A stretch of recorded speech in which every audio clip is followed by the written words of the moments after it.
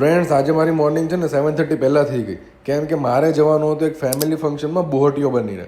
નથી આઈડિયા ને તમને? એક્સપ્લેન કરું છું. ડેલી એક્સરસાઇઝ કરીને હું પહોંચી ગયો છું મારા ભાઈના ઘરે. ત્યાં એક રિચ્યુઅલ પ્રમાણે મારે મારા ભાભીને કંકુના હાથથી લાફા મારવાના, અને એ પણ મને મારે.